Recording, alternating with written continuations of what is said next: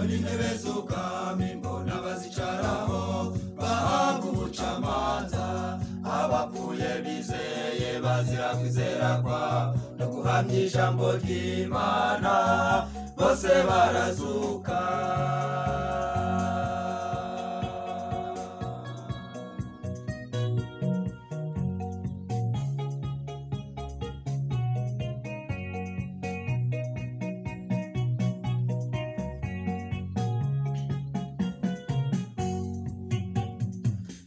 Abapfuye abakomeye n'aboroheje bahagaze imbere y'iyo ntebe, imanza zirashingwa ibitabo birabumburwa, abapfuye bacirwa imanza zibyanditswe muri ibyo bitabo zikwiriye ibyo bakoze.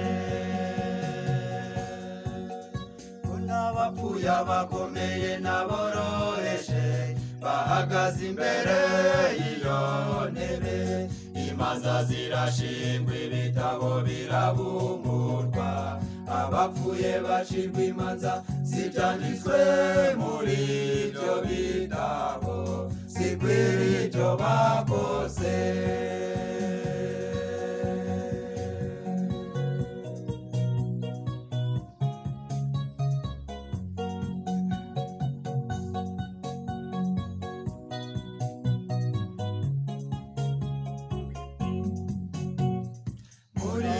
Abantu bashaka baburanye ariko icyo gihe ngo ntibizashoboka, buri wese aziburanira ku giti cye, ntahari we wari uri ku isi wenyine, nawe uzareba ibya mugenzi we.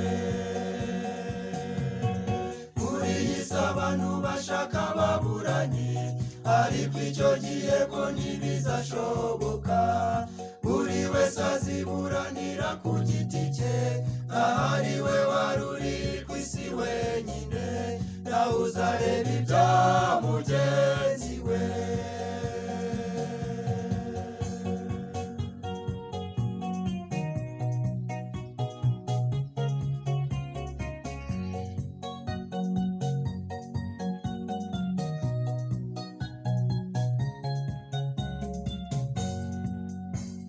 Ibyo dukora byose tuzisobanura nitugera imbere y'umucamanza, keretse abakiriye Yesu bonyine gusa bagakurikiza amategeko y'Imana, nibo bazahagarara badatsinzwe.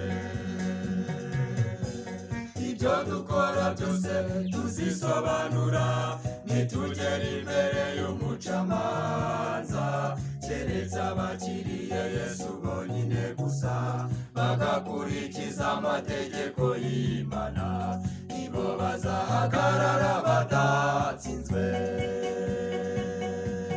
Ibyo dukora byose tuzisobanura nitugera imbere y'umucamanza, keretse abakiriye Yesu bonyine gusa bagakurikiza amategeko y'Imana, nibo bazahagarara badatsinzwe.